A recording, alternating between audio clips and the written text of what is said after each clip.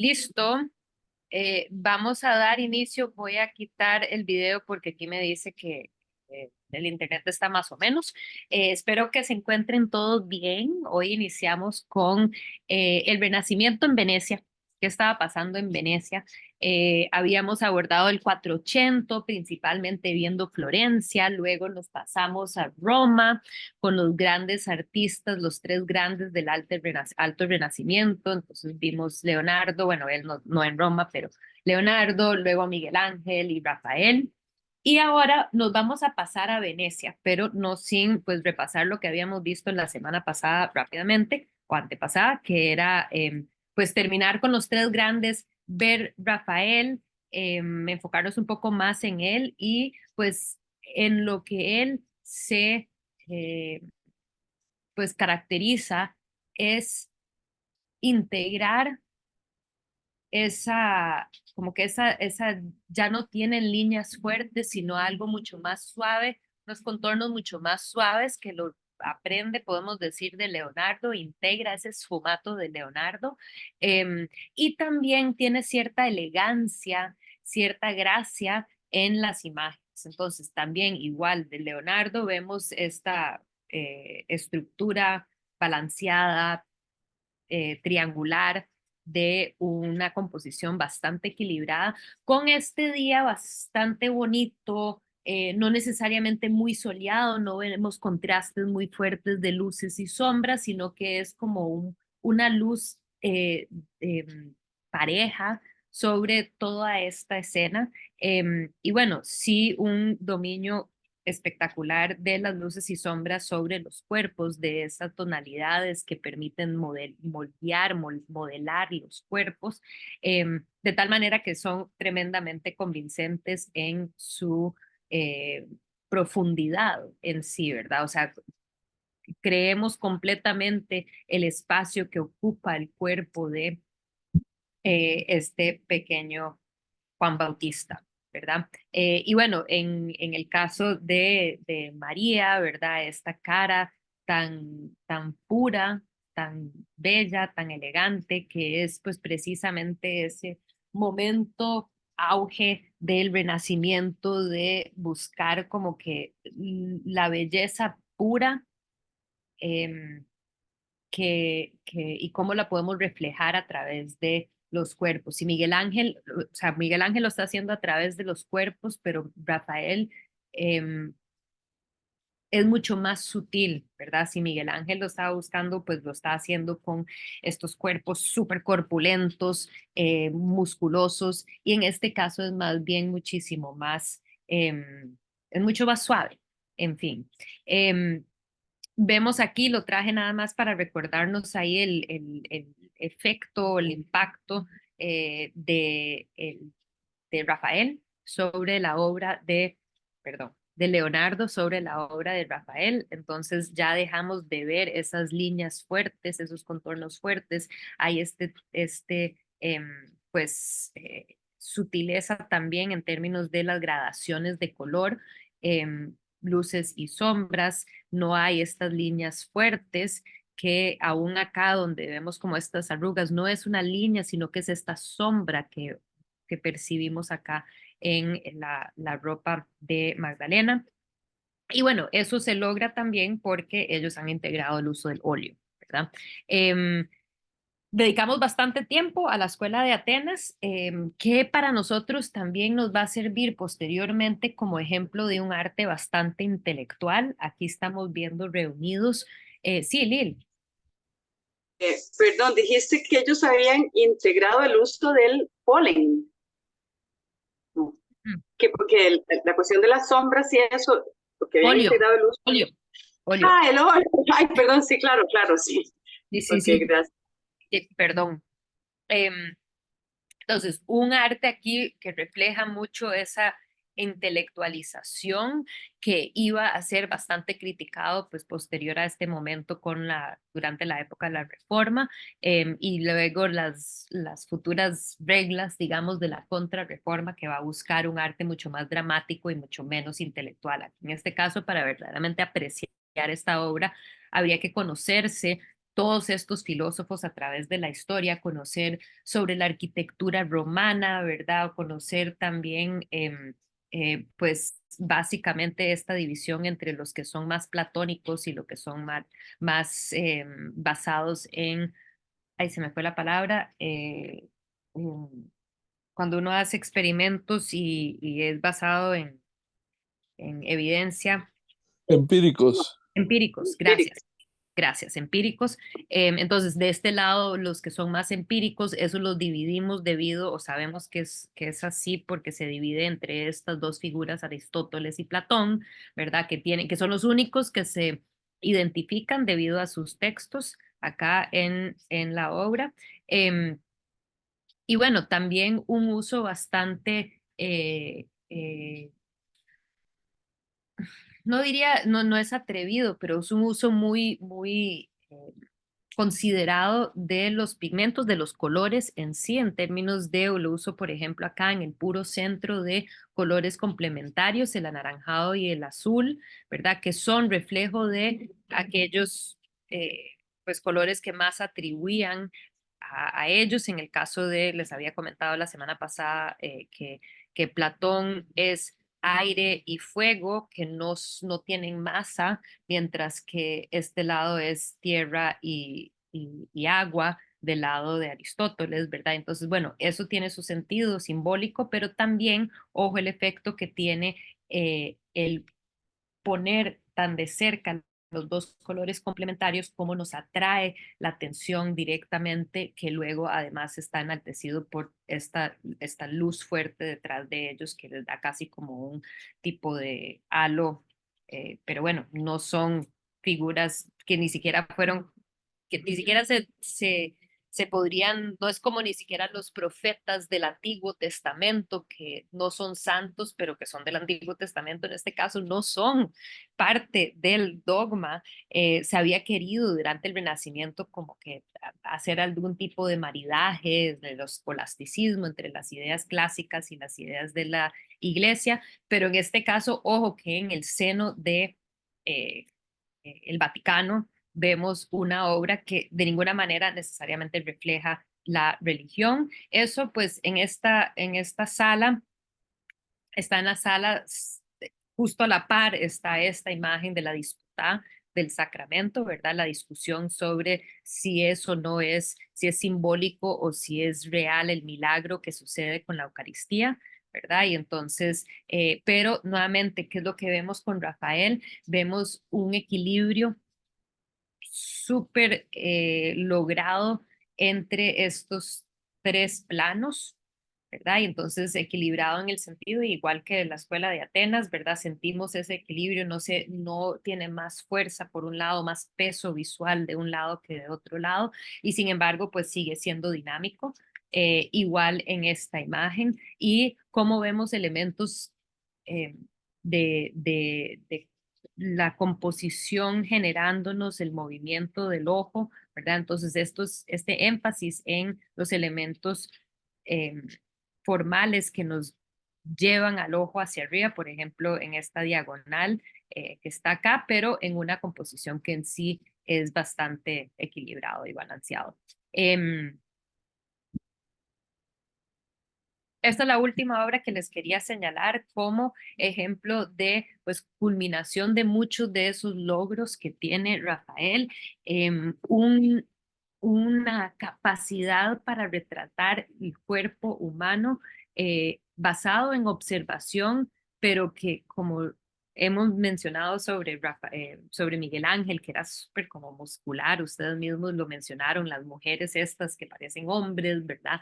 En este caso, vemos un artista que tiene esa gran capacidad y dominio sobre la anatomía de los cuerpos, pero con una que es muchísimo más suave. A mí me encanta esta mano, ¿verdad? Que sentimos ese esfuerzo de esa mano que va hacia atrás de esta figura que nos señala hacia nosotros, ¿verdad?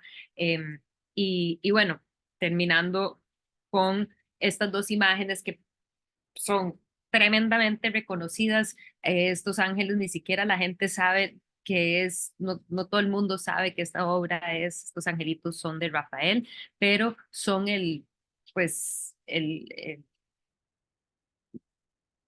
ejemplo por excelencia de angelitos de Putti, ¿verdad? De estos pequeños angelitos y que representan pues precisamente esa, esa belleza y ese logro de algo que llega a ser básicamente una visión universal eh, de pues este espacio, entorno y figuras divinas.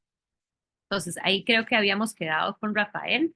Y ahora, no sé si alguien quisiera comentar algo, preguntar algo sobre Rafael antes de seguir adelante.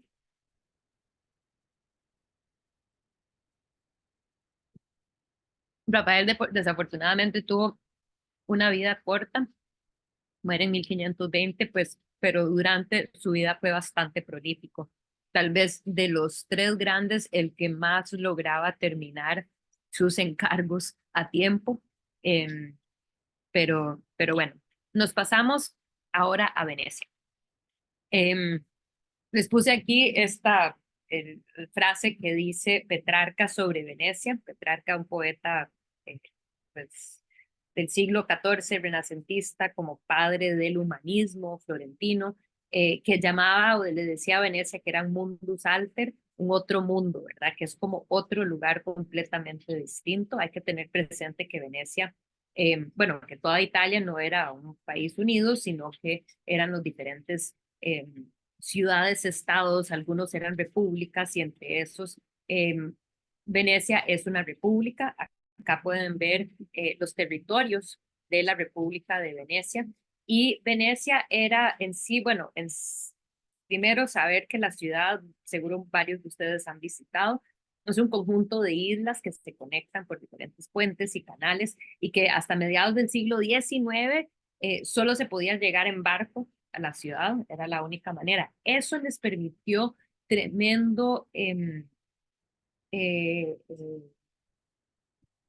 tremenda ventaja militar y de protección para su propia ciudad. No había necesidad de crear grandes fortificaciones, pues porque la ciudad de Venecia en sí estaba literalmente aislada o una isla aparte. Perdón. Su posición aquí, perdón, privilegiado de costa permitió que ellos tuvieran pues mucha riqueza por el comercio que se logra y también pues eran muy altamente reconocidos y dominantes en toda esta región del Adriático. Dentro y pues su acceso al Mediterráneo le permitía que hubieran muchos lujos y mucha influencia multicultural en la ciudad. Hay que saber que en el siglo XV y XVI Venecia sufrió de numerosos brotes de peste.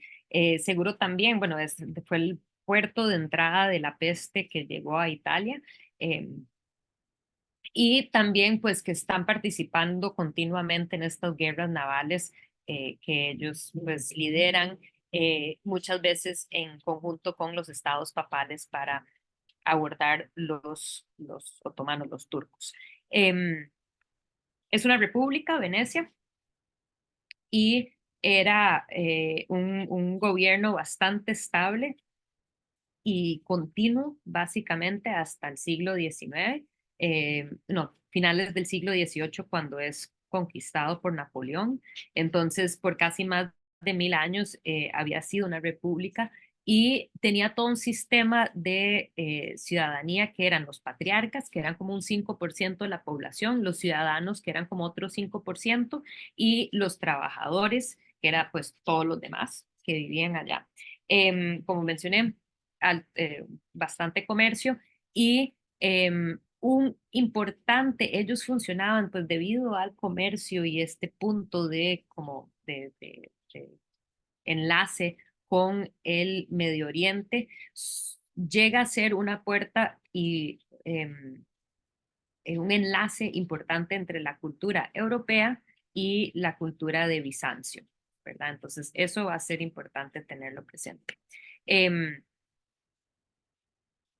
Y con eso dicho, pues me interesa traerles estos dos ejemplos de del arte que se está produciendo en este momento, del estilo a mano izquierda, conocido como el estilo griego, y es interesante señalar que a finales de esta obra es como de la última década de los 1400, eso es como 1485, 90, y es interesante que en ese periodo, justo al momento de cambio de siglo, hay registros de dos comerciantes de arte en la ciudad de Venecia que mandan un encargo, perdón, un encargo a la isla de Creta para que les mandara 700 íconos, cuadros pintados, íconos de los artistas en un estilo conocido como el estilo griego. Y de esos 700, 500 tenían que ser en el estilo griego y 200 en el estilo latín. Que podemos ver acá el ejemplo del estilo griego de finales del 480 y este ejemplo estilo latín de inicios del 580, entonces pues relativamente cercanas en su momento de creación de la misma historia.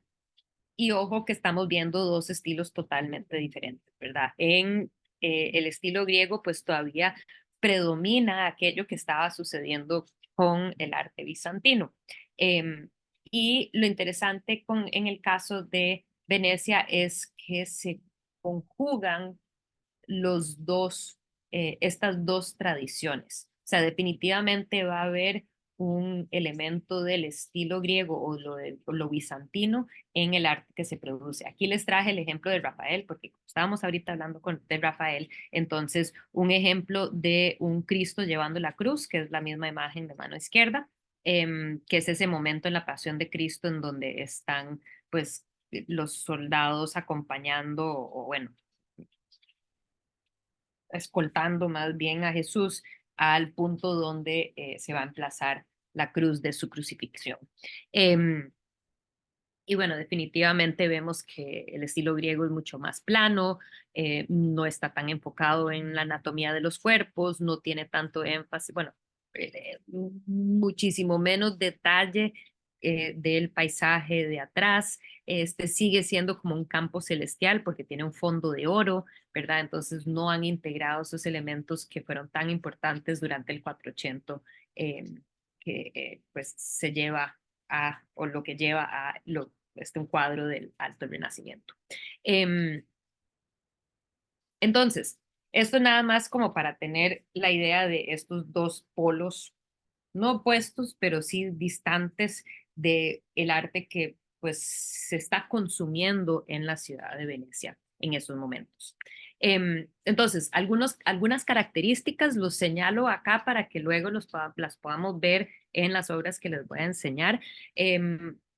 Hoy no sé cuánto vamos a cubrir, yo asumo que Venecia lo vamos a partir como en dos sesiones, entonces pues lo vamos a seguir viendo estas características más adelante. Entonces, entre esos colores profundos y ricos, pintura, aquí, no sé, aquí lo menciono, bueno, que es el óleo, pero también algo que es importante entender sobre eh, el el óleo en sí es que pues esa profundidad del color, verdaderamente el artista tiene la opción de decidir qué tan profundo quiere hacer el color debido a las veladuras. Hemos venido hablando mucho de las veladuras y la importancia de eso, pero pues con cada capa que uno adiciona de pigmento puede hacer más profundo el color, más rico el color. Y también ese color se aplica sobre un fondo blanco. Entonces, ¿qué sucede? Al tener un fondo blanco permite que eso que hemos venido hablando de cómo la luz penetra y refleja, pues refleja sobre una superficie blanca y vuelve a saltar hacia afuera. Entonces, la importancia de pintar sobre esa superficie blanca permite que los colores sean más como en inglés se le diría jewel-like, como piedras semipreciosas o preciosas, ¿verdad? Como que esa saturación tan preciosa de los colores que se logran. Con eso dicho, también hay un énfasis en los patrones, en las superficies. Eso definitivamente, pues, influencia del arte del norte. Un fuerte interés en los efectos de la luz. Esto de lo del norte también, o sea, el impacto del norte, el impacto del uso del óleo, pero también se habla mucho de, pues, los lugares de donde pueden inspirarse los artistas y que entre esos pues se habla mucho de esa luz veneciana que uno puede percibir cuando uno va a Venecia. El efecto de la luz sobre el agua logra como una tonalidad dorada muy particular. Un poco, yo siempre lo he asemejado por ser tal vez una luz que siempre me ha cautivado bastante, como la luz que uno percibe, o sea, que hay una calidad de luz en Guanacaste que se logra, como que en ciertos momentos del año tiene una luz muy particular, pues Venecia es lo mismo, ¿verdad? Tiene una luz muy particular. Y eso, pues, tal vez es parte de la inspiración que tienen estos artistas por pintar o por dotar las obras con una luminosidad, pues como una atención a la luz y a los colores que se obtienen a partir de la luz. A ver, en términos de la profundidad, eso es algo que definitivamente a nivel de renacimiento, de alto renacimiento, pues obviamente es la perspectiva lineal. em, y también, pues ellos como los artistas, Rafael, que acabamos de ver, o Leonardo, tienen estos cambios sutiles, graduales de color que obtienen esa sensación pues, de profundidad. Y también ellos van a tener un juego un poco más fuerte, digamos, con los contrastes de luz que vamos a ver y que tal vez también sea, pues, aspecto o impacto de la luz misma que cobra la luz en Venecia, o sea, el sol y las sombras en Venecia. Importante señalar que ellos son puerta de entrada de estos pigmentos lujosos y exóticos que son traídos principalmente del este, ¿verdad? Y entonces pasan por ahí, hay todo un mercado de pigmentos, eso es importante porque los van a tener ahí a mano y de ahí es que entran dentro de la península itálica. Y también, por otro lado, debido a todo el gran comercio que hay en Venecia, pues tienen comerciantes del norte de Europa que importaban cuadros que utilizaban las técnicas del norte y pintura al óleo. Entonces, ahí es donde muy claramente vemos que hay esa influencia del norte, hay influencia de Bizancio, hay influencia de, pues, digamos, la región toscana, Florencia y lo que está sucediendo en Italia en general. Y un último punto que quería señalar para que tal vez no sabía si ponerlo acá o ponerlo en la parte de Venecia en sí, pero hay algo muy interesante en la forma en que Venecia se organiza socialmente, que son estos cole. Los coles son confraternidades o cofradías, perdón, cofradías, que entonces son entidades que se juntan y pueden ser de diferentes clases sociales y no necesariamente son de un solo gremio, ¿verdad? Lo que vimos en Florencia eran gremios específicos, entonces dependiendo de lo que uno hacía, pues se afiliaba a un gremio. En este caso eran más bien los que se afiliaban a los santos patronos de pues las diferentes iglesias y que tenían objetos, reliquias, cuidaban esas imágenes, esas reliquias, estas confraternidades en conjunto, pues obviamente con las figuras eclesiásticas, pero son los miembros de la ciudadanía que se juntan en estas asociaciones religiosas, ¿verdad? Aunque ellos son laicos, y eh, brindan como que ayudas económicas, estabilidad a los diferentes miembros dentro de la cofradía, ¿verdad? Y entonces, y ayudan, reciben cuotas anuales de los miembros y luego los que más plata tienen, pues dan donaciones más grandes y con eso se puede ayudar a las personas que están en situaciones de vulnerabilidad. Entonces, Estos coles, vamos a tener las personas que eran parte del patriarcado, que van a tener normalmente poder adquisitivo, o algunos ciudadanos comerciantes que les había ido muy bien, tal vez pagando y pidiendo encargos por cuadros, pero también vamos a tener estos coles que van a pedir tanto altares para iglesias, pero también estos otros cuadros súper interesantes, conocidos como teleri, que son obras de temática religiosa en sí, pero lo interesante es que especialmente hacia finales del 480 en Venecia, se convierten también en estos documentos que registran la vida cívica normal, común y corriente. Entonces, quiero empezar por este lado, viendo algunos ejemplos de estos teleri, porque son fascinantes, y también porque me permite introducirles algunas otras nociones sobre Venecia.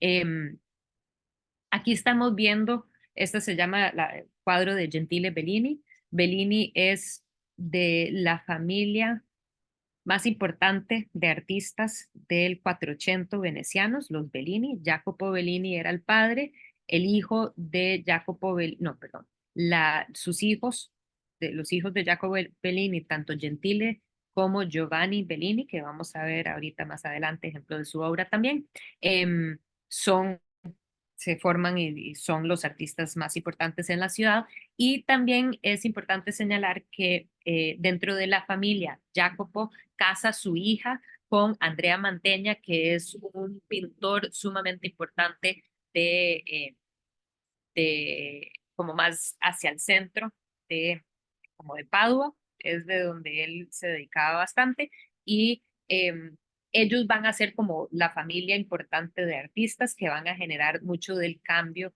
en el arte que se da en Venecia.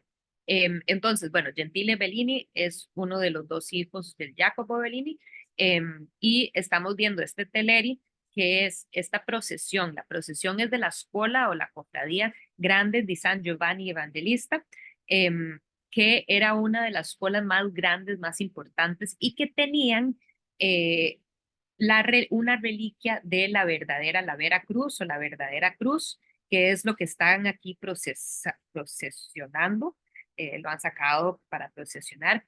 em, y pues en este caso, esta escuela manda hacer varios cuadros que narran los milagros que se logran a partir de la Veracruz. Vamos a ver dos ejemplos de ellos, hechos por dos artistas distintos. En este caso estamos viendo el milagro de esta procesión, que había llegado un señor extranjero, ahorita no me acuerdo de dónde, creo que de Francia o algo así, que es este de acá, que durante su viaje hacia Venecia le llega la noticia, la terrible noticia, que su hijo ha recibido un golpe fuerte a la cabeza y que estaba grave. Y entonces él, estando en Venecia, pasa en ese momento una procesión que pues es importante reconocer que procesiones se daban a cada rato. Uy, perdón, otro relámpago súper fuerte. Procesiones se daban a cada momento, y hay que también entender como que había este espíritu o ellos se creían muy importantes. O sea, Venecia no se consideraba menos importante que Florencia. Ellos más bien se consideraban súper importantes, pues precisamente por todo este contexto que les estaba comentando de su situación, su ubicación tan estratégica, ¿verdad? Y la gran riqueza que genera para la ciudad. Entonces, es una ciudad bastante rica, con muchísima actividad, que acá habían, creo que 200 escuelas. Entre esos escoles, pues habían los grandes escoles y los piccole escoles, los piccole y los pequeños, que tal vez no iban a tener tanta procesión tan pomposa, ¿verdad? Como esta, que es de las grandes, pero eso implica que a cada rato habían este tipo de procesiones en Venecia, en donde se juntaban además diferentes miembros de diferentes clases sociales que se ligaban a la cofradía en particular. Entonces se dice que en este cuadro pues vemos los que están vestidos de blanco son los hermanos laicos, ¿verdad? Ellos no son eclesiásticos, son los miembros de la cofradía, los hermanos de la cofradía. Los de rojo sí son estos de rojo de atrás sí son los eclesiásticos. Y creo que estos también, pero se dice que también, y no puedo ubicarles y identificarles a dónde en la imagen, pero ahí leyendo sobre la obra, que hay una agrupación también de judíos en la imagen, que probablemente no están participando de la procesión, pues obviamente, pero que estaban ahí, ¿verdad? Entonces, ¿eso qué nos indica? Pues cómo esta obra es un registro de la vida cotidiana. Entonces, bueno, el asunto es que el señor este se hinca porque es extranjero, de repente está pasando la procesión con la Vera Cruz, se hinca porque pues sabe de los milagros que puede lograr y milagrosamente se cura a su hijo, ¿verdad? Y entonces esta era una de los muchos milagros que se logra por medio de esta reliquia y entonces es una de las, y creo que eso se llevó a cabo como unos, eso había sucedido como unos 200 o 150 años antes, ¿verdad? Entonces había el registro de este suceso y pues ahí lo registran. ¿Qué más es importante señalar de esta imagen? En esta imagen, pues es también la gran atención al entorno, ¿verdad? Al paisaje urbano en este caso, y estamos viendo la gran catedral atrás de San Marcos. ¿Verdad? Y lo importante para nosotros es reconocer cómo tiene todos estos elementos bizantinos, en particular lo que vemos acá, pues son todos estos mosaicos del estilo bizantino integrados a el edificio en sí, ¿verdad? Entonces, cómo eso Bizancio está súper, donde el imperio Bizancio está muy presente visualmente, esa influencia cultural está muy presente. Y que también se dice que tal vez ese interés en la luz que proyecta, que se ve reflejada en la obra de Venecia, pues lo podemos ver o que también tal vez proviene de del juego de las luces que se logran debido a estos mosaicos, pues de oro que reflejan mucha luz dentro de los contextos religiosos. Entonces, eso es lo que quería señalar en particular, pero sí quería, antes de pasar a la siguiente obra, ver un detalle que es bastante interesante para aquellos que conocen Venecia. Tal vez notarán que hay algo extraño acá. Y aquí vemos un poco las libertades que se empiezan a dar los artistas, que siento yo que es algo tal vez bastante veneciano también. Lo llegaremos a ver en particular si llegamos hoy a Giorgione, espero que sí. Giorgione y Tiziano, en donde de cierto modo rompen con muchos de con muchas de las tradiciones artísticas de diferentes maneras y en este caso pues Gentile decide mover aquí esta torre que está justo enfrente hacia un costado pero enfrente de la catedral y simplemente la corre para allá porque estorba un poquito y entonces quiere tener mejor un espacio más amplio, más abierto y eso me parece como pues una licencia bastante provocadora que se ha brindado este artista. Aquí pueden ver un poco más de detalle a la figura acá del señor este que está pidiendo la ayuda a la verdadera cruz. Y podemos ver cómo dentro de los detalles de la vestimenta vemos pues la vida cotidiana, cómo se vestía la gente, cómo se unían en la gran plaza, en este espacio abierto, que es uno de los pocos espacios amplios y abiertos en Venecia, ¿verdad? Entonces refleja la importancia de este lugar como también un lugar de encuentro. Eh, Paso ahora a otra que tal vez nos refleja un poco mejor cómo se vivía verdaderamente dentro de Venecia, que Venecia en sí es bastante apretada y además uno se pierde un montón. Me acuerdo que yo en Venecia me perdí, o sea, yo estaba ahí con unas amigas y nos perdimos y seguíamos dando vueltas pensando que sabíamos a dónde íbamos a salir y no, todos son unos caminitos y unas callecitas y después de repente, ¡plá!, llega un canal y pues ahí no se puede seguir dando vueltas y esa saturación del espacio pues se siente mucho más en esta obra de Carpaccio. Carpaccio va a ser otro importante artista de todavía del 480 y vemos la luminosidad, vemos el color, la obra, siento yo que tal vez, em, a ver, no hay imágenes de buena calidad para ver todos los detalles que hay aquí presentes, pero que siento que podría beneficiarse de una limpiadita, pero ahora que lo pienso, tal vez ya ha sido restaurada, si no me equivoco, que lo pienso, tal vez esta es una de las restauradas por medio de la Fundación Salvemos Venecia, en que se ha logrado restaurar muchas piezas. Em, pero bueno, sigo abordando tanto esta como esta, notarán que son cuadros bastante grandes. Ojo las dimensiones, aquí estamos hablando de un cuadro de 347 por 770, este 365 por 389 centímetros. eh, y eso me permite también mencionar algo que es importante sobre, a ver, no necesariamente cambios, pero ciertos atributos de o características del arte en Venecia, que es que como Venecia es tan húmedo, entonces no servía para la pintura al fresco. Entonces ellos abandonan el fresco y sabemos que en el 480 pues el fresco fue sumamente importante tanto en Florencia definitivamente como pues lo vimos en otras ciudades así como hasta en Roma.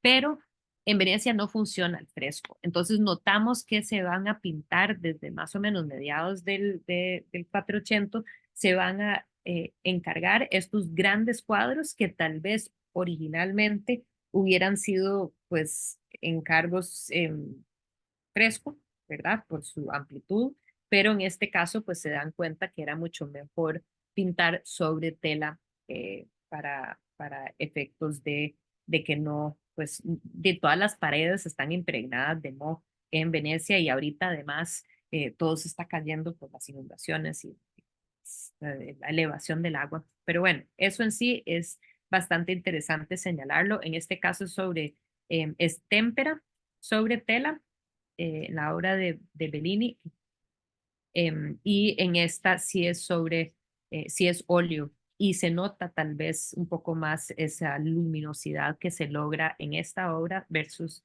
lo que logra Gentile en su obra, que también es un teleri, eh, este de Carpaccio. Entonces aquí estamos en el río, ante el puente del Rialto.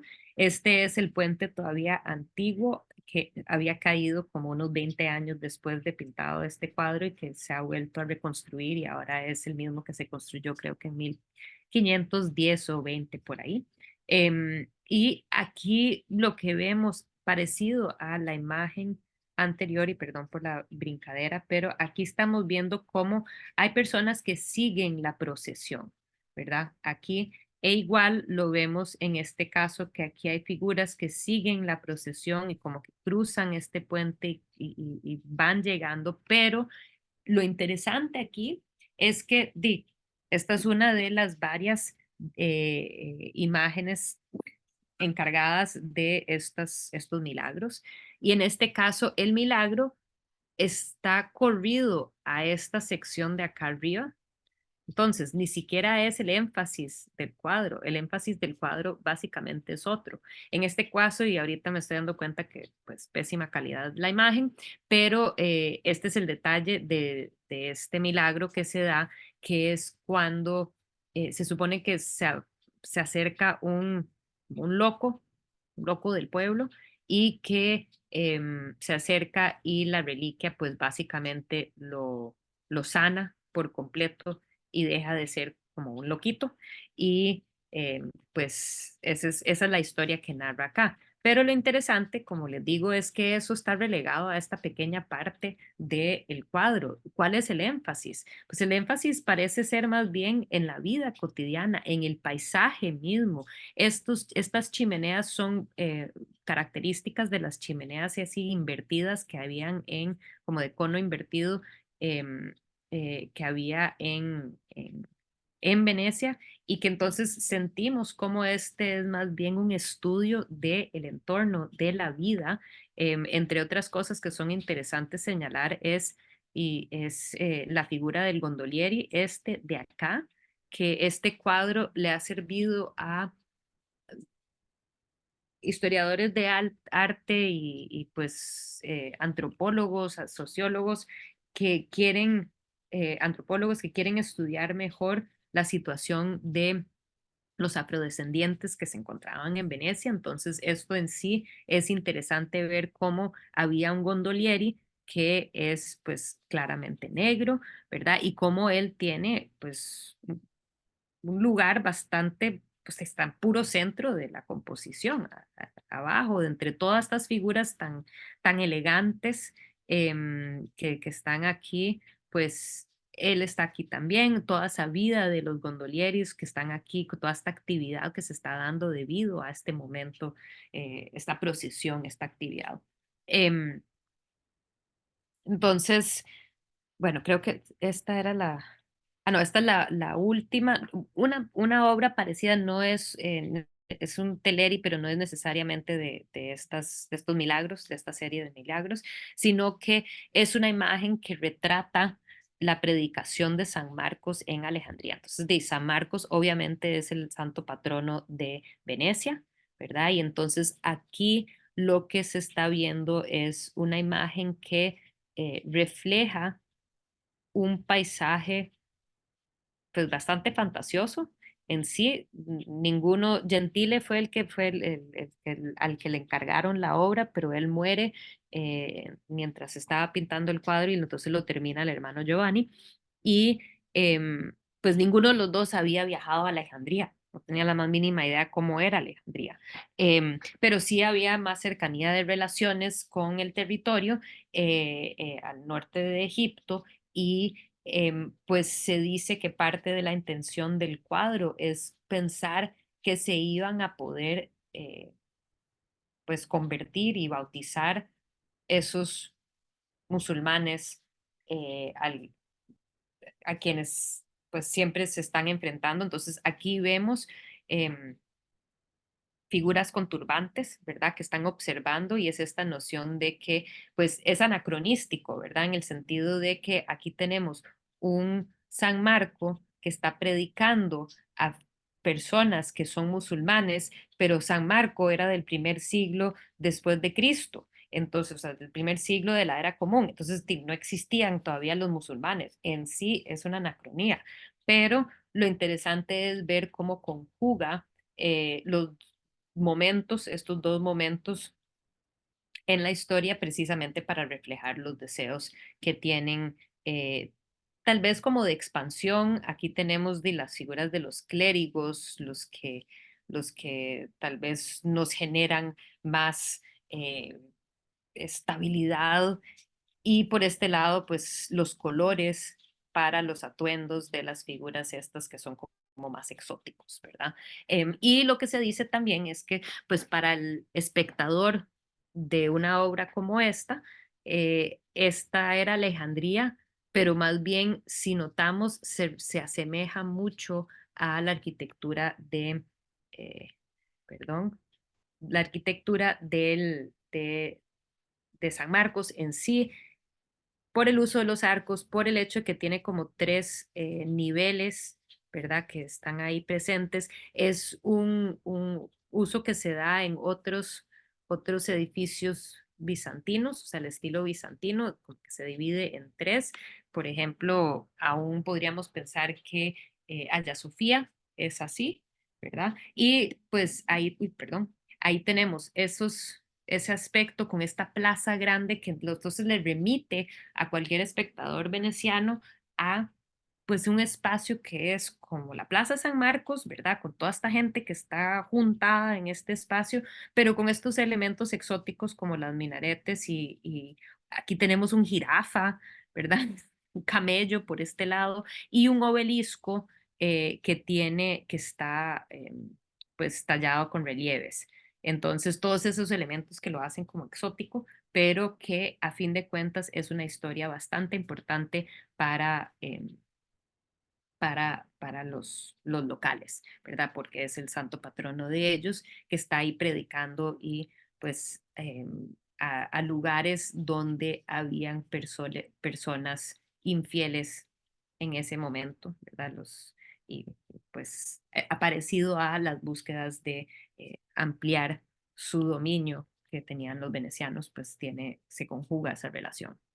Em, entonces, les había mencionado que está Jacopo Bellini, no vimos ninguna obra del padre, pero hemos visto obra de los hijos, volveremos a ver un par más de Giovanni Bellini en particular, pero también es importante para mí integrar un poco sobre Mantegna. Mantegna, como les decía, no era necesariamente veneciano, pero tenía relaciones directas y luego se casan la hija de Bellini con Mantegna, y integra Mantegna dentro de este, esta escena artística.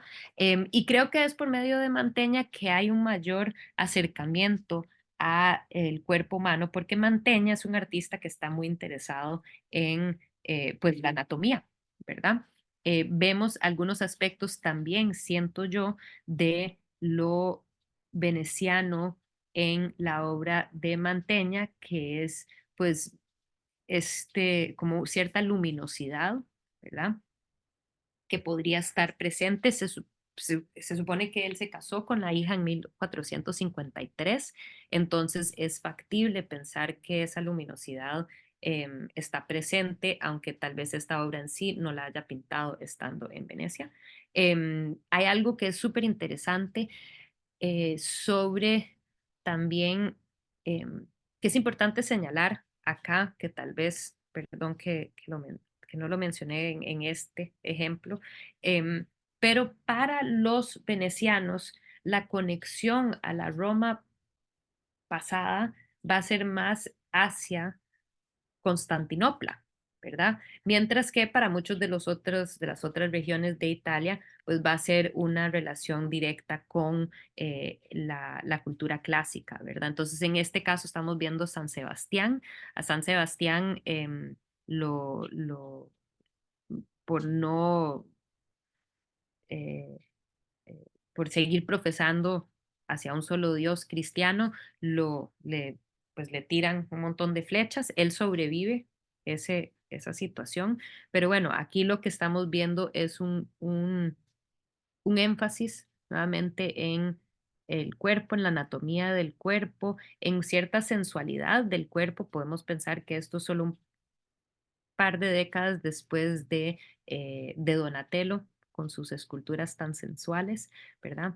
Entonces, eso lo vemos que está bastante presente, cierto contraposto, pero un contraposto no tan fuerte porque pues está en una situación vulnerable.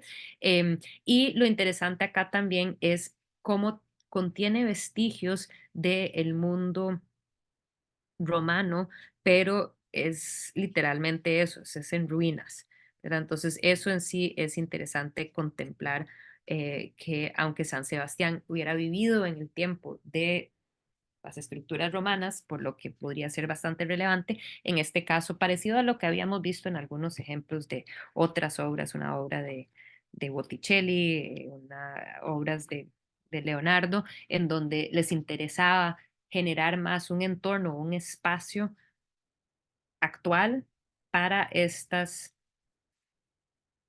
personajes bíblicos del pasado. Em, Esta es probablemente la obra más famosa de Mantegna.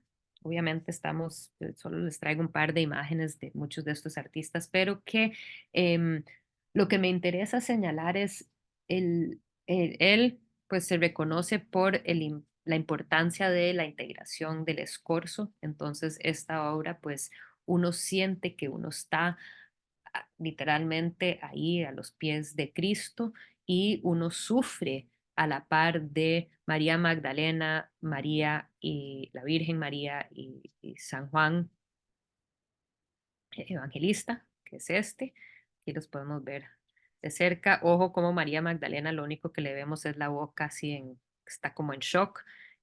María, las lágrimas de María, la lágrima esta de San Juan Evangelista. Em, y pues un, estamos parados ante una figura, o sea, la figura de un cadáver, de una persona muerta, y además sentimos ese lugar, o sea, los lugares del estigmata, los sentimos bastante cerca, ojo, ojo. o sea, estos pies que están así como también un poco rigor mortis, duros, y que definitivamente pues genera una empatía, la imagen en sí. Genera un contexto dentro del cual nosotros nos deberíamos de insertar de una forma mucho más íntima que en escenas en donde uno está como más bien afuera. En este caso no siempre, o sea, creo que es bastante experimental porque, em, porque no es una ventana hacia el mundo como lo suele hacer las obras del Renacimiento. Y pues no sabemos sobre esta obra qué si hubo algún encargo y probablemente no. Al parecer, esta es una obra que mantuvo Mantegna por toda su vida hasta su muerte, lo tuvo en su colección.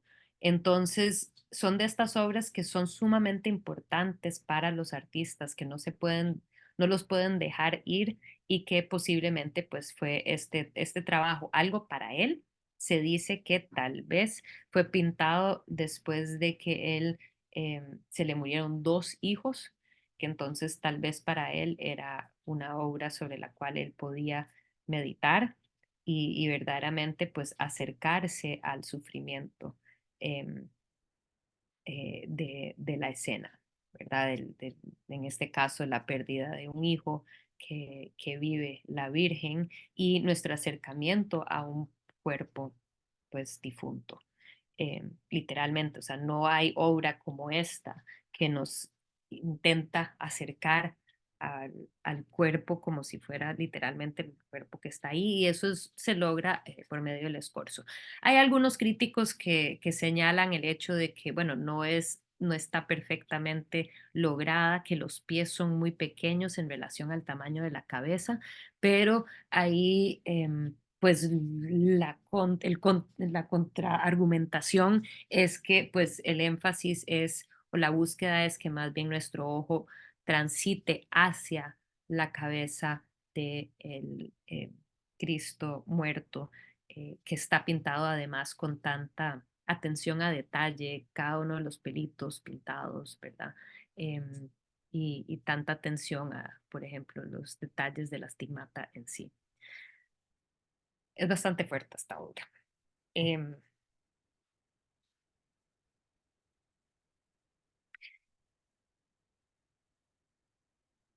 Les traigo esta porque ya habíamos visto a Antonello da Messina. Él pues es de Messina, no es de Venecia, no va a ser una figura particular, o sea, no es una figura constante en Venecia. Sin embargo, lo habíamos visto ya, y perdón que no les traje la imagen que habíamos visto antes de él, pero entre ellas era una imagen de la Virgen con la mano un poco extendida hacia adelante, con fondo oscuro y ella de azul.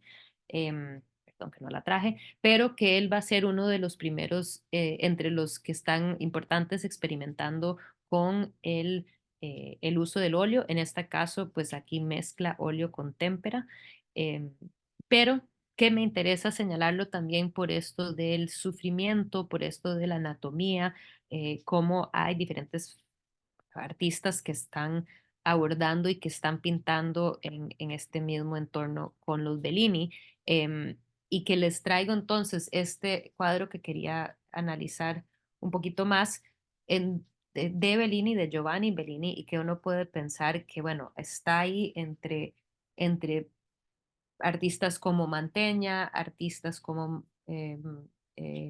Antonello de Messina, la importancia del óleo, la importancia del colorido. En este caso, pues nuevamente es una témpera, porque todavía es una obra bastante temprana, como vemos en este caso.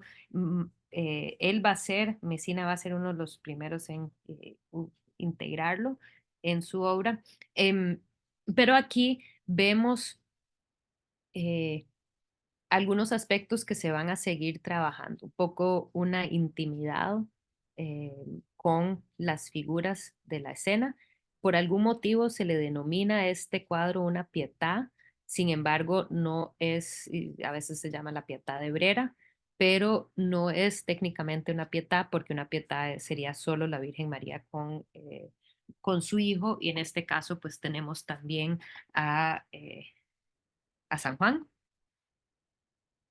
Evangelista, que aquí acompaña a la Virgen porque, pues, como le había dicho Cristo a Juan cuando lo están crucificando, cuide de mi madre, entonces ellos pues permanecen bastante juntos y aquí están los dos sujetando el cuerpo del difunto eh, Cristo, un cuerpo que vemos la, las la búsqueda de la tonalidad, aunque sea con témpera, de estas tonalidades que moldean el cuerpo, un cuerpo que también está como, se siente un poco esa dureza, se siente como la sangre se ha eh, como endurecido dentro de las venas de Cristo en sí, vemos como la piel de él es mucho más blanca que las figuras y como grisácea que las figuras que están con vida. Vemos integrado a la obra en sí un interés en el paisaje, algo que va a ser bastante importante, que lo seguiremos viendo, que es definitivamente proveniente de la tradición también del norte. Eh, y bueno, aquí estamos pues precisamente ante imágenes que buscan del espectador que esté meditando solo de la obra, como que insertarse en ese momento. Entonces aquí nos sentimos bastante cerca a ellos y ellos en sí están bien enlazados porque las manos de las dos figuras que rodean a Cristo como que unifican a los tres cuerpos dentro de esta composición. Y sentimos bastante dolor y no solo lo sentimos, sino que también se nos ha pues dicho que eso es lo que deberíamos de hacer aquí en lo que se conoce como el cartelino o la cartela en español, en el cartelino, que es como esta tirita de texto que aparece debajo la mano de Cristo, dice, cuando estos ojos hinchados evocan suspiros, esta obra de Giovanni Bellini podría derramar lágrimas. Entonces, cuando usted está viendo estos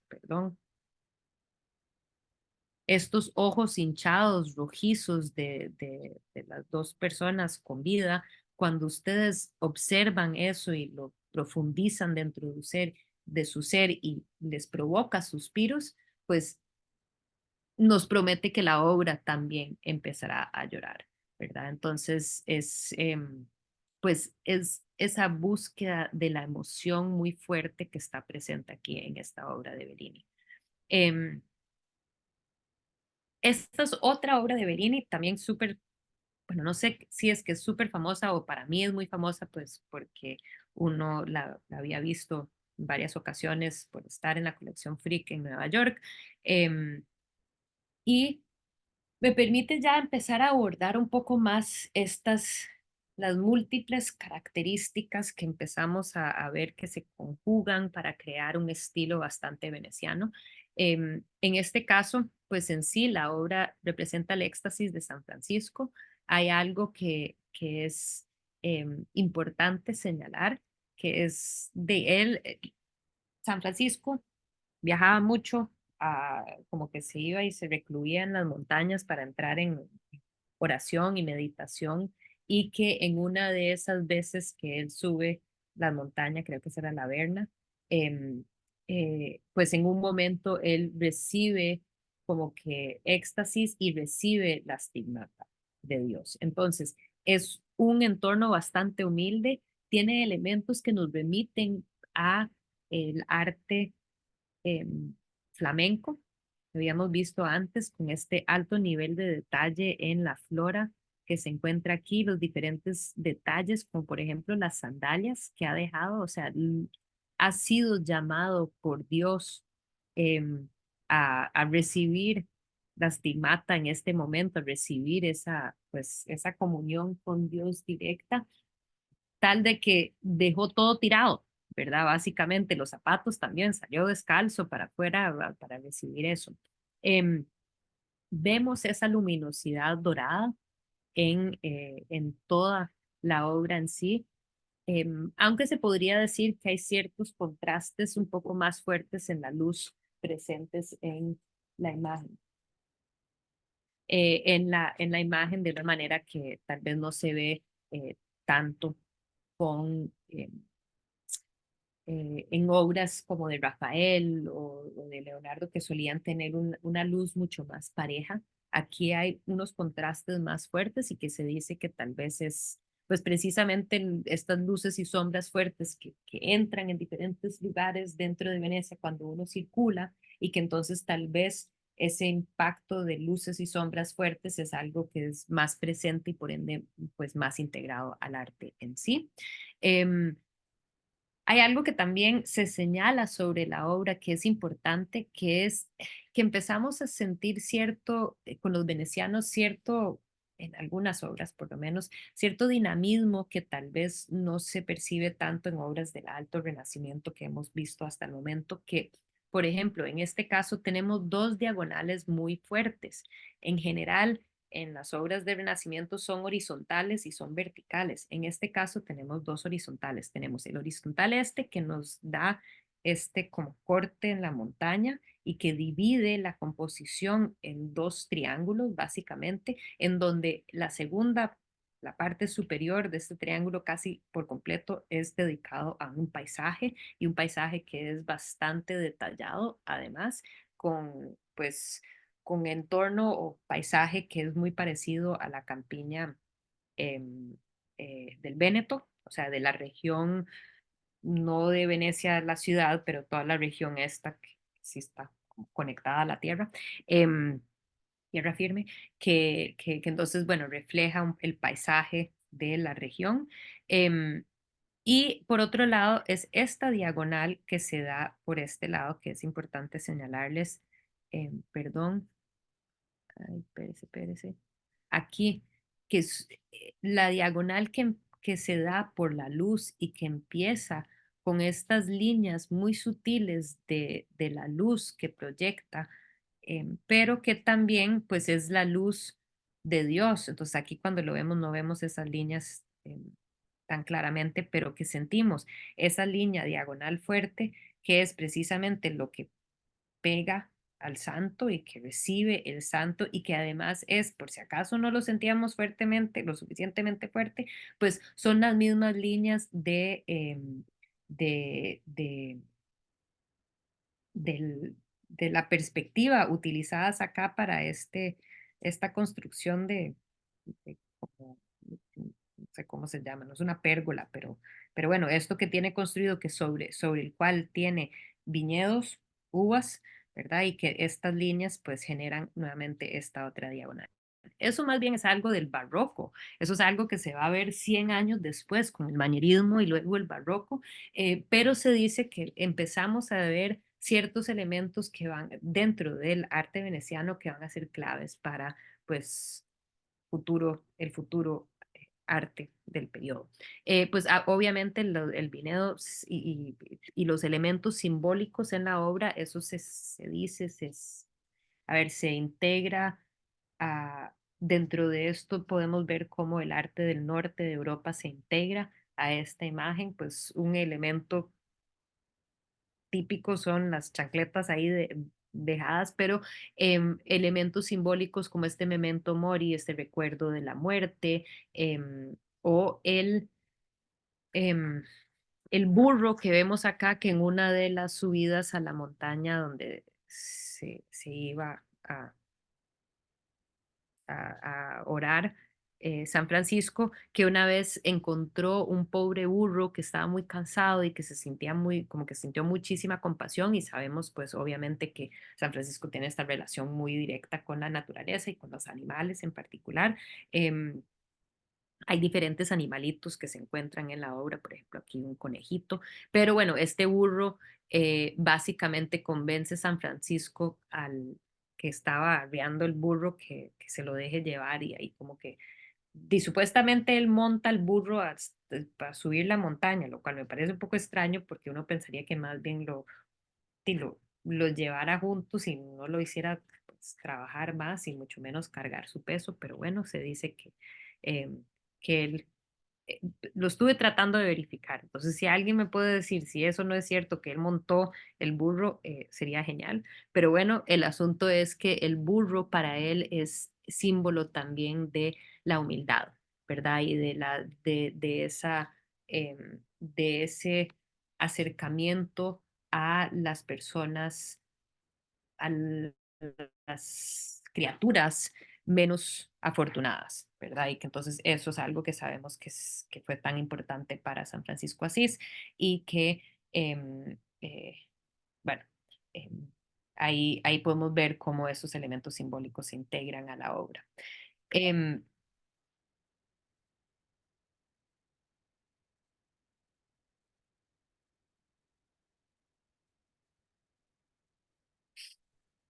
Definitivamente, pues obvio, creo que no sé qué tan necesario es señalarlo, pero tener presente también la gran capacidad que tienen los artistas y que dominan los artistas con el modelar los cuerpos y con las degradaciones de color y de tonalidades que permiten pues esta sensación de tridimensionalidad, pues claramente es algo que ya dominan bastante los artistas en este periodo. Sí, Lil. Perdón, antes dijiste algo del memento mori, es que el árbol ese que está moribundo, ¿o no? Ah, no, tal vez, pero no, Ajá. yo aquí la calavera Ah, claro, sí, en el sí, es que escritorio. Ujú. escuché, pero seguro yo estaba ahí en otra cosa y no vi la flechita. Ujú. Sí, perdón. Sí, no, Em, no. y el elemento de la calavera que es pues ese recuerdo. Sí, es que tiene miles de detallitos, es Ujú. impresionante. Es súper impresionante y que eso no es algo que se veía en ese periodo necesariamente en el 480, ¿verdad? Mira Em, ahí, debajo de la eso, mano derecha hay un conejo. ahí está el conejito y los Sí. animalitos que lo acompañan, ¿verdad? Esta Ajá. figura como de una garza que, que ahí estuve tratando de buscar el simbolismo de la garza, pero bueno, lo que pude encontrar es que es un animal bastante perspicaz y astuto, pero no sé si eso es exactamente lo que liga a San Francisco aquí en la imagen, la interpretación del simbolismo del pájaro este. Em, Este es un retablo que contratan a Giovanni Bellini. Ya para este momento el hermano está muy fuera de la historia y Bellini es el artista más importante de Venecia. Em, Esta es una obra que se encuentra actualmente en su iglesia, o sea, que se había mandado a, era un encargo de las monjas del convento de San Zacarías, que normalmente Zacarías no es como un santo como bastante reconocido necesariamente, pero en este caso pues son estas monjitas que tenían eran, eran uno de los conventos en donde iban las mujeres de familias, muchas de las familias bastante adineradas, por lo que es concebible que ellas tuvieran el dinero para contratar a Bellini, el artista más famoso de ese momento en la ciudad, a crear este súper gran retablo que mide 5 metros de alto y casi 2,5 de ancho.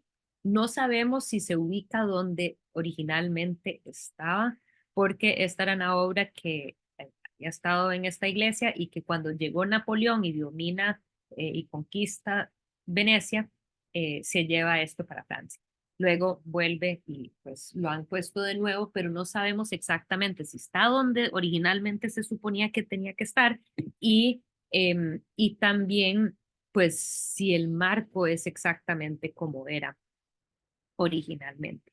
Pero hay algunos aspectos que me interesa señalarles con esta foto que sé que no es como de súper calidad, pero que lo interesante es, ojo, desde dónde proviene la luz en esta iglesia, pues proviene de la mano izquierda, del superior izquierda. Esta es la luz natural que entra dentro de la iglesia y que es interesante ver cómo Bellini ha integrado esa misma luz dentro de la composición. Entonces, ojo que la sombra pues igual es una sombra, las sombras que caen son igual, provienen de este lado izquierdo superior, ¿verdad? Entonces, eso en sí es interesante y también algo que es interesante señalar es cómo el marco en sí que vemos en la actualidad ha sido integrado dentro de la pintura también. Entonces, estos elementos arquitectónicos que aparecen en el espacio, pues están repetidos dentro del cuadro. Entonces, pues es un buen argumento que tal vez originalmente se veía así. Em, Entre otras cosas que son interesantes señalar es aquí esta cúpula, semicúpula que está sobre la Virgen. Aquí este es un encuentro conocido, perdón, este es una escena conocida como una sacra conversaciones. Las sacra conversaciones es cuando tenés a la Virgen y el niño con diferentes santos que fueron de diferentes momentos y que todos están en pues no están conversando, sino que están como juntos en un mismo espacio. No como los retablos anteriores en donde estaban tal vez divididos por elementos del mismo marco arquitectónico, sino que ellos todos comparten un mismo espacio, aunque son santos de diferentes momentos de la historia. Aquí tenemos San Pedro, esta es Santa Catarina, esta es Santa Lucía y este es San Jerónimo, que están acompañados por un ángel que está tocando como un instrumento medieval, un instrumento como de otra época, y la Virgen y el niño. Entre las cosas que se señalan sobre la obra en sí es, bueno, el hecho que nuevamente estamos viendo una obra que es de 5 metros de alto, 5 metros de alto, pero que es un cuadro pintado, o sea, sobre tela, y que se pinta con óleo y que pues es esto que comentaba yo anteriormente sobre la importancia de estos colores bastante saturados que sentimos, que percibimos dentro de la obra y que en sí también se considera que es como un estudio en los colores primarios, ¿verdad? En donde, ojo, que tenemos el manto amarillo de San Pedro, este azul de la Virgen y este rojo del San Jerónimo, y que entre esos tenemos el verde, que es la conjunta del azul y el amarillo, y este que es como un morado entre el azul y el rojo, ¿verdad? Entonces, eso en sí es como interesante pensar que hay este interés por pues, lo cromático. Sí, Paula. Una pregunta, con esto de del óleo, ¿qué tan preparado venía? O sea, ellos qué tenían que, o sea, no es como uno se lo imagina ahora, o sea, el pigmento era como el tubo, porque estoy No, pensando como en no, no, esto del no, no, uso de no. los colores y todo. No, no, lo que sucede es, o sea, por lo general son minerales y lo que se daba era que creo que se compraba no la piedra, sino que ya uno compraba el pigmento, pero es como polvo, el pigmento en polvo.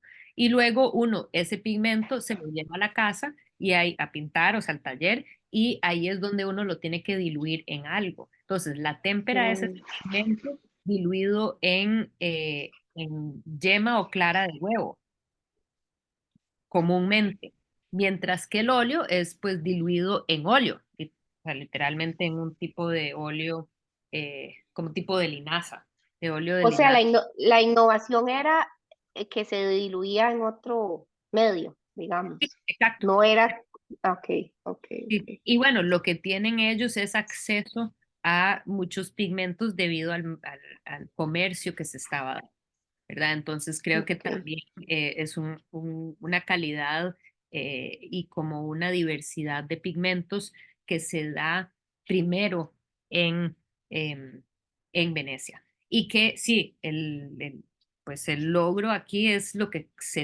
pues la capacidad de reflejar la luz y también qué es lo que permite el óleo. El óleo seca muy despacio, entonces permite que uno lo pueda ir cambiando, ¿verdad? O arreglando o ir mezclando como para lograr esos efectos de tonalidades eh, eh, que se dan, que son sutiles, ¿verdad? Que no necesariamente es como un cambio de color. Imagínense que si estás pintando con témpera, témpera se seca muy rápido. Entonces, si tenés que pintar encima de lo que ya habías pintado y eso que pintas encima no es totalmente opaco. Uno no puede ver a través de eso. Mientras que en este caso, pues puede seguir echándole más pigmentos y ir acumulando estas veladuras que son, les iba a traer una imagen y después no la metí en la presentación, pero como una degradación, literalmente, no es una degradación, sino que es como una acumulación de color, en donde uno puede ver la primera veladura que es muy, muy sutil, y si uno hace como un ejercicio de capa sobre capa, pues va aumentando en profundidad de color, ¿verdad? Y si tenés, además, como es el caso con estos pintores, un fondo blanco que se está pintando sobre blanco, pues ese blanco que está abajo, ojo cómo lo podemos ver acá en el azul en particular, cómo pues brilla, literalmente brillan los colores. El color, estos colores verdes brillan mucho más que es posible con témpera. Y que eso en particular, y perdón, que no son las mejores imágenes, pero no hay mejores imágenes o me costó encontrar, pero eso se logra también en las tonalidades de la piel de estos cuerpos, por lo que además sentimos mucho pues la tridimensionalidad de estas figuras. Em, Esta es una escena en donde claramente nosotros estamos como por fuera y además aquí la manera en que estamos viendo la imagen no es la manera en que uno la vería, porque uno la ve más bien como desde abajo, entonces uno la ve como uno está más bajo, em, pero lo que vemos es una punta de fuga que está básicamente en donde se encuentra el angelito y nosotros estaríamos como más bien a esta altura, entonces estamos viendo hacia arriba. em, la obra hacia arriba y sin embargo, como por esos aspectos arquitectónicos es bastante convincente. Llega a ser parecido a la obra de Masaccio, una obra que parece ser como una capilla adicional, una apertura en la pared que echa para atrás, ¿verdad? Especialmente cuando uno lo ve desde ciertos ángulos. Em, entonces, bueno, detalle, minuciosidad de detalle, estos elementos bizantinos aquí presentes, que de eso no se vería en una obra de Florencia, porque no sería algo que habría. Aquí estamos viendo si notan, tal vez pueden ver el detalle del mosaico, ¿verdad? Vemos que son las teselitas, ¿verdad? Los elementos del mosaico mismo que están integrados a esta imagen pues el paisaje detrás que está presente e importante. O sea, es interesante ver cómo en la obra veneciana se suele integrar mucho el paisaje, el exterior. Déjame ver, sí, dejémoslo ahí, son las 7:30 en punto y la semana entrante empezaremos con Giorgione, quien es un artista más joven que los Bellinis y que pues Giorgione y Giovanni Bellini estuvieron en el mismo momento y se supone que Giorgione tal vez, bueno, que probablemente recibió algo de aprendizaje y algo de influencia em, de Bellini, Bellini habiendo sido como que el que quedó de la gran familia de artistas del 480, todavía él vive y creo que muere como 1518, Bellini. Y bueno, Giorgione es un artista mucho más joven, cuando pinta esto habrá tenido como sus 20 y resto de años, y que pues se supone que habían bastantes aprendizajes de Bellini en la obra de Giorgione, así como en la obra de Tiziano, que también veremos la semana entrante.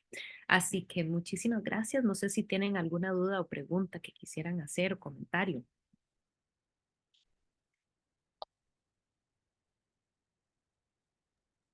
Que dicen No, que, bueno, no sé, que ahora Venecia está imposible, como ¿Verdad? de que hay demasiado turismo, que A creo que van a Venecia. empezar a cobrar como un impuesto y que es como que ahora es como un lugar muy complicado para visitar, pero yo no conozco, por eso digo como que Sí, Venecia, bueno, es que están subiendo, está subiendo los niveles del mar y ahí estuve viendo un documental que hablaba sobre cómo los edificios en la parte inferior estructural de los edificios estaban hechos de mármol y que el mármol aguanta el agua salinizada. Voy a quitar acá la imagen.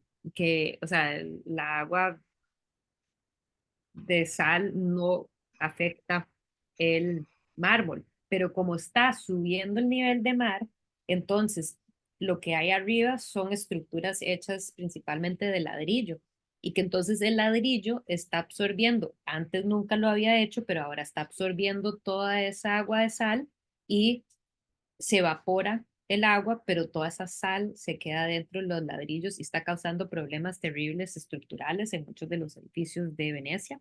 Llega cualquier cantidad de gente a Venecia por el turismo, pero después tenés estos eventos súper importantes como la Bienal de Venecia que atrae Ajá. pero millones de personas a una ciudad que literalmente uno diría que sí, ya no debería estar recibiendo tanto público, ¿verdad? Un poco como Machu Picchu, que restringen, que debería restringir un poquito el acceso. Y también tenés todo este otro problema que ya la gente no vive en Venecia. Ah, Entonces, eso leí también, sí. se ha convertido como en una ciudad que es de noche y como que no hay vida. Y es como muy extraña porque la gente no está en Venecia, es incómodo, hay mucha gente, no es donde quiero vivir, ¿verdad? Al no ser que te dedicas al tema de turismo, pues no necesariamente. Entonces, sí, definitivamente no es una situación sostenible en el tiempo. Vamos a ver qué pasa con la pobre Venecia, pero también es súper chiva. Me encantaría volver algún día. Solo fui una Yo vez. siento como que hay que ir ya, porque si no, se va a ir. Ya no se va a poder ir. Exacto. Pero bueno, definitivamente cuando uno está en Venecia percibe esa luz. Eso sí me acuerdo de estar ahí y habiendo sido estudiante de historia del arte ya, y yo veía como que se ve más la luz en obras posteriores como de la época barroca, estos paisajes de Canaletto y otros artistas que llegaremos a ver, que, de que es como estar ahí. Y eso es lo que me inspiraba en un momento de decir que qué bonito sería tener una residencia de artistas acá en Guanacaste para que me pintaran la luz de Guanacaste, que para mí es tan espectacular, y entonces ver cómo los venecianos lo logran en sus cuadros y decir que acá se debería lograr también.